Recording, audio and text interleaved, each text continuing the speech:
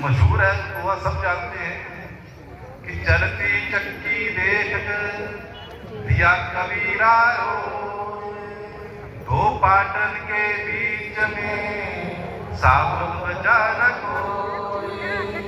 अब ये दोहा कबीरदास जी बोल रहे और रो रहे हैं, झरझर आंसू उनकी आंखों से। वो क्या बोल रही है कि चलती चक्की देख।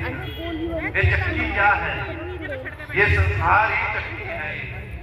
ये संसार रूपी चक्की को देखकर कबीरदास जी रो रहे हैं कि दो पाटन के बीच में, जैसे घर में चक्की होती है ना, आटा पीसने वाली, गेहूं पीसने वाली, उस चक्की के दो पार्ट होते हैं, एक पार्ट नीचे होता है, ऊपर होता है।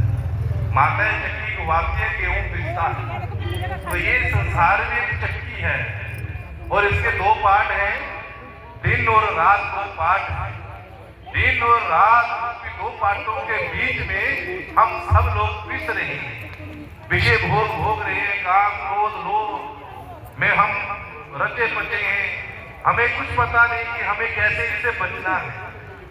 जब दो पार्टों के बीच गेहूं आ जाता है तो बचता नहीं, पिसकर आटा हो जाता है। उसी प्रकार संसार रूपी चक्की के दिन और रात रूपी दो पार्टों में पीस कर हम नहीं बच रहे, पिसे जा रहे हैं, पिसे जा रहे हैं। बचने का कोई उपाय नहीं, बचने का कोई उपाय नहीं। कबीरदास जी हो रहे हैं कि ये लोग कैसे बचेंगे संसार के, इनका कैसे उद्धार होगा, इनका कल्याण कैसे होगा। वो रो रहे हैं, उनका पुत्र आ जाता है वहां। कमाल आकर पिताजी से पूछता है कि पिताजी आप क्यों रो रहे हैं, क्या बात है, आपके रोने का क्या कारण है? तो कबीरदास जी कहते हैं कि मेरे रोने का कारण ये है। तो वो कुमार भी कबीरदास का पुत्र था, उसने कह दिया पिताजी रोने की कोई बात नहीं है, कोई बात नहीं। चलती चक्की देखकर दिया कबीरा रोए, दो पाटन के बीच में सावन बचा न कोई। कबीरदास जी ये दोहा बोल दिया तो कुमार जी कहते पिताजी आप क्यों रो रहे हैं? रोने की कोई चिंता नहीं। वो कहने लगा पिताजी चलती चक्की चलने दो, चलती चक्की चलने दो, पिस पिस आटा हो, कील माहे जो रहे बाल न बांका हो, बाल न बांका हो। बोलिए संत कबीरदास की, संत तुलसीदास की, गुरु महाराज की। उसका पुत्र कहता है पिताजी ये संसार रूपी चक्की है, इसको चलने दो, ये चक्की को कोई रोक नहीं सकता। संसरती संसारा, संसार को सरक रहा है, जा रहा है, हम उसको रोकना चाहें नहीं रुकेगा, हमारे हाथ नहीं आएगा। इसलिए चलती चक्की संसार रूपी चक्की को चलने दो, चलती चक्की चलने दो, पिस पिस आटा हुए। जो लोग इसमें पिस रहे हैं पिसने दो, इनको पिसने दो। अब देखो माताएं घर में होती है ना चक्की, उसको पीसते हैं, दो पार्ट है ऊपर और नीचे, गेहूं उसमें जब आता तो पिस जाता है। पर कुमार जी कह रहे हैं कि कील माहे जो रहे, नीचे वाले पार्ट में एक कील होती है, उस कील के इर्द गिर्द जो गेहूं आ जाता वो पिसता नहीं, वो कभी पिसेगा नहीं वो गेहूं। उसी प्रकार कहते कील माहे जो रहे बाल न बांका हुए। इस संसार रूपी चक्की की कील क्या है? इस संसार रूपी चक्की की कीलें हमारे संत गुरुदेव जी, हमारे संत हैं, जो इनके आसपास घूमते रहेंगे, इनके आसपास इनके घेरे में आ जाएंगे, वो कभी पिसेगा नहीं, वो कभी नरकों में नहीं जाएगा, बैकुंठ लोक में जाएगा। बोलिए सदगुरुदेव भगवान की, गुरु महाराज की। इसलिए हमें सदा और सदा यह प्रयास करते रहना है कि हम इनके इर्द गिर्द घूमते, इनका छाया हमारे ऊपर पड़ता रहे और हमारा बाल भी बांका न हो सके, हम उस परम पिता परमात्मा की कृपा प्राप्त कर सके।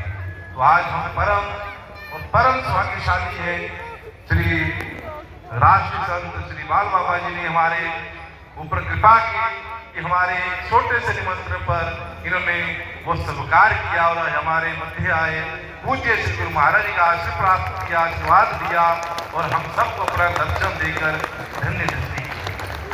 पूज्य ये सब लीला, जितनी भी ये लीला हो रही है आपके आश्रम में, वर्षों से होती आ रही है, पंच भीष्म का ये पर्व बड़े हर्षोल्लास से मनाया जा रहा है। ये सारे की सारे लीला नारायण स्वरूप हमारे पूज्य सतगुरुदेव की देन, इनकी कृपा से सब हो रहा है, इनकी कृपा से हम आगे बढ़ रहे हैं, इनका आशीर्वाद हमारे ऊपर है। अभी बाल बाबा जी ने कहा कि मैं तो पहली दूजी पढ़ेगा, और मैं कहता हूँ कि मैं तो पहली दूजी भी नहीं पढ़ेगा। ये तो संतों की, गुरुजनों की कृपा है कि इन्होंने पहली दूजी पढ़े हुए को भी बीए बीएड करवा दी है, इनकी कृपा है। हम कुछ नहीं है, शून्य है, इन चरणों की धूल भी नहीं है हम, परंतु ये इनकी कृपालता है, इनकी दयालुता है कि हमें ऐसा इस योग्य इन्होंने बना दिया अपने चरणों की सेवा। गुरु महाराज ने हमें अपने मुखार में से नहीं कुछ पढ़ाया है, अपने मुखार में से कुछ नहीं मुझे दिया है, दिया तो केवल अपने चरणों की सेवा से दिया है, जो मुझे दिया है।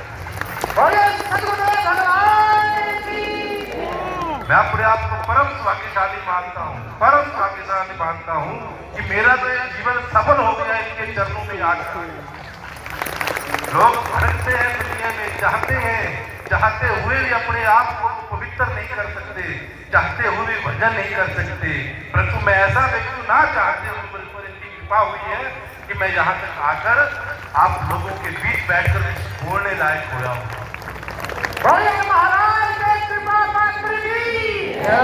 और ये जितना भी आयोजन होता है, आपके आश्रम में जो भी धार्मिक आयोजन होता है, जो भी जप तप होम हवन होता है, उस सारे का सारा श्रेय हम सब ने ये कल आज इस श्रीमद् भागवत पुराण का विश्राम है, और कल इस यज्ञ की आहुति है, और कल हमने संकल्प लेकर जाना है, अपने मन में सबने संकल्प लेना है कि इस आश्रय में जो भी हमने भजन किया, जो भी जप तप यज्ञ अनुष्ठान किया, उसका सारा का सारा फल हमारे पूज्य गुरु महाराज जी के चरणों में समर्पित हो, और उनकी लंबी आयु हो, और हमेशा हमेशा उनके चरणों में बैठकर हम ऐसे ही बोलते रहे, ऐसे ही भजन सेवा पाठ करते हैं। ये सब यज्ञ अनुष्ठानों का फल हमें प्राप्त होगा। तो आज पूज्य श्री गुरु महाराज जी की पार कृपा, उनका आशीर्वाद, राष्ट्र संत श्री बाल बाबा जी की कृपा, उनका आशीर्वाद हम सबको